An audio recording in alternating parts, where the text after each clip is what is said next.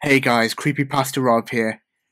Just before we get into today's video, I just wanted to take a minute or two to say a massive thank you to you guys for what has been an absolutely incredible first year on YouTube.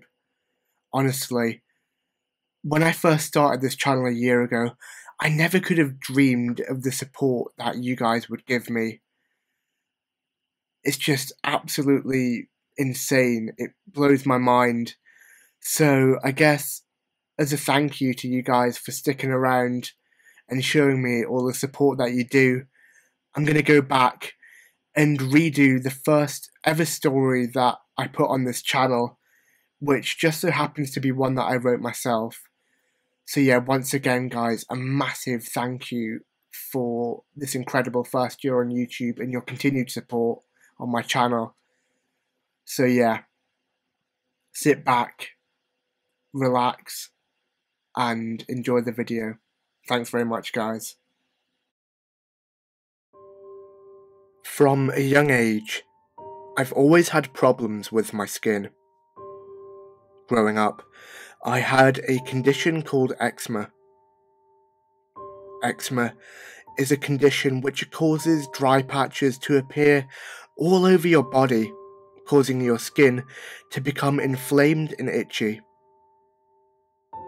I had these dry patches of skin mainly on the backs of my legs and arms, which meant I would be constantly tearing at them, usually until I bled or the itch went away, whichever came first. As I got older, the condition started to fade due to persistent use of different creams and ointments over the years, and by the time I was around 15 years old, I felt as if I was finally free from the condition which kept me awake countless nights for over a decade. As I am writing this post now, I am 18 years old, and still find myself unable to stop clawing at my skin every few minutes. Initially, I put it down to force of habit, or possibly my eczema making a return. However, this seems almost impossible, as not only have the dry patches which covered my legs and arms since disappeared, I also find myself feeling the urge to itch in places where the condition was never present, such as my face, feet, and stomach. Some may put this down to the hairs on my body brushing against my skin, causing me to itch. However, this is unlikely, as the itches appear in places where I have no hair at all, such as the palms of my hands or the soles of my feet. The constant urge to scratch my skin has become unbearable, and the worst part about it is that once I scratch one itch, a new one appears in a different part of my body. This all came to a halt, however, as a few weeks prior to writing this, I decided enough is enough.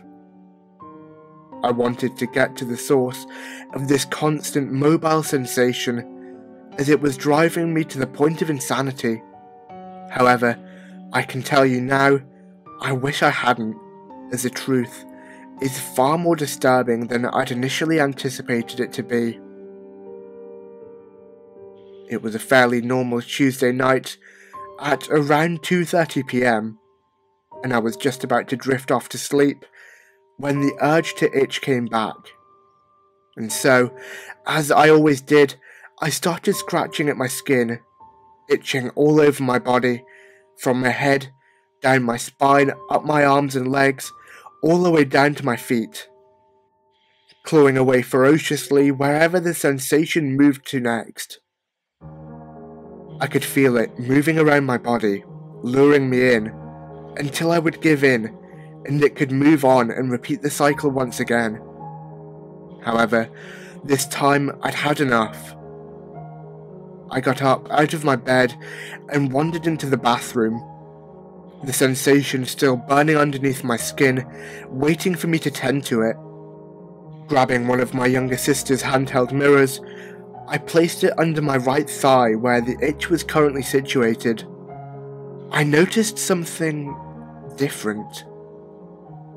I was never able to see it, as the itch was pretty much always covered either by hair, clothing, or simply the darkness of my bedroom. However, this time, under the bright light of my upstairs bathroom, with my leg hair brushed aside, I saw it.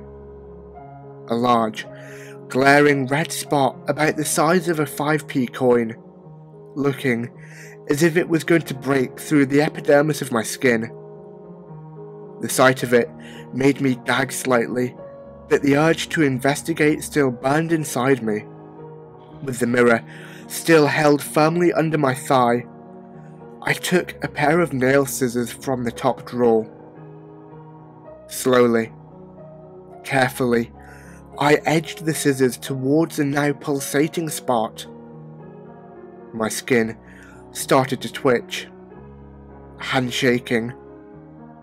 There's a drip.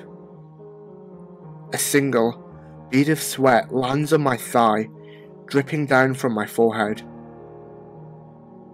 Finally, after what felt like an hour, the cold, blunt edge of the scissors touches my thigh. I wince at the pain. Blood trickles down my leg. Twisting the scissors, digging deeper into my flesh. Suddenly I stop. It stopped, I muttered to myself in disbelief.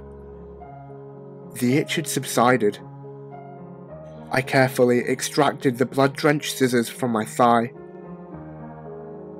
I was about to inspect the hole I'd left behind before the itch came back, now located on my left forearm.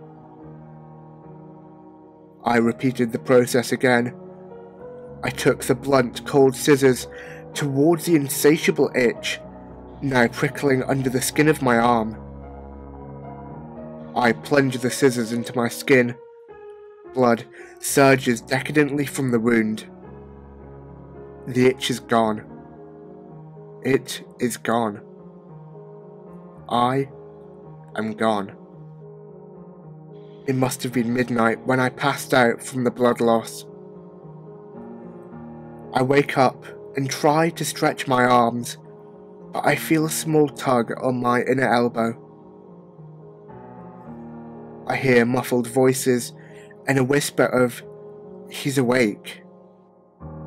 A small tube attached to a needle in my inner left elbow goes above my head and connects to a small sack of red liquid labelled A positive. Must have lost a lot last night. How much? I utter in my half-awake state. A kind man's voice answers back.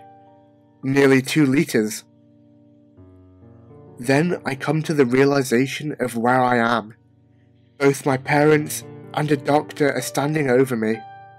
The doctor told me that my mum found me around 6 AM lying unconscious on the bathroom floor, soaked in my own blood, with at least 15 holes all over my body.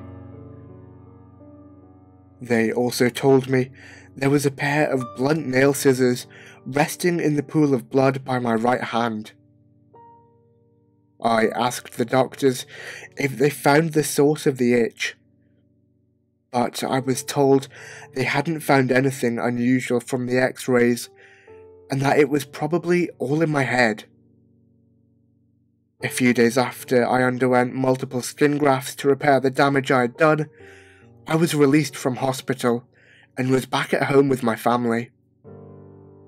Now, you're probably expecting me to tell you how everything is back to normal and how I don't get the itches anymore. But if I did, I'd be lying. It still tortures me. Every waking hour, I can feel it, whatever it is, crawling underneath my skin. It wants to be let out, and I don't know if I will ever stop it. But please, whatever you do, don't make the same mistake I did. Do not scratch your itch.